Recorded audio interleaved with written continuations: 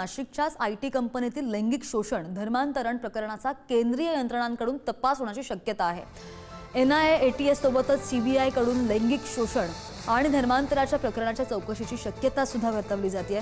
SIT कडून प्रकरणाची महत्त्वाची माहिती तीनही तपास यंत्रणांना कळवली गेली आहे। लैंगिक शोषण आणि धर्मांतर प्रकरणामध्ये मोठं रॅकेट असल्याचा संशयही व्यक्त होतोय।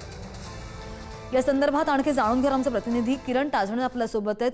किरण, कालपासून परवापासून 2-3 दिवसांपासून हे प्रकरण इतकं गाजतंय, तपासाची व्याप्ती नेमकी कशी वाढते? सध्या प्रामुख्याने जर बघितलं तर लैंगिक शोषण आणि धर्मांतर प्रकरणाचं मोठं रॅकेट असल्याची शंका आहे। नाशिकच्या पोलिसांकडून आतापर्यंत 9 गुन्हे दाखल करण्यात आले। या 9 गुन्हे दाखल केल्यानंतर SIT देखील स्थापन करण्यात आलेली आहे।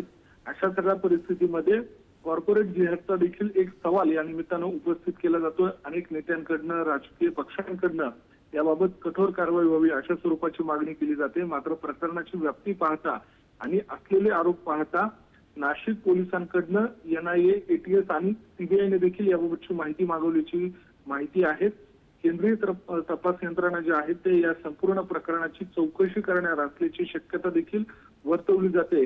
SIT कडनं या सगळ्या काळामध्ये महत्त्वाची माहिती तिन्ही तपास यंत्रणांना कळवल्याची माहिती आहे आणि अशा सगळ्या परिस्थितीमध्ये असलेले जे आरोप आहेत त्या सगळ्या पाहता कुठून फंडिंग केलं जात होतं का, किंवा हे एकूणच जे रॅकेट सुरू होतं त्यामागचा नेमका उद्देश काय होता, अशा सगळ्या अनुषंगाने आता येत्या काळामध्ये केंद्रीय तपास यंत्रणा देखील यामध्ये चौकशी करण्याची शक्यता आहे।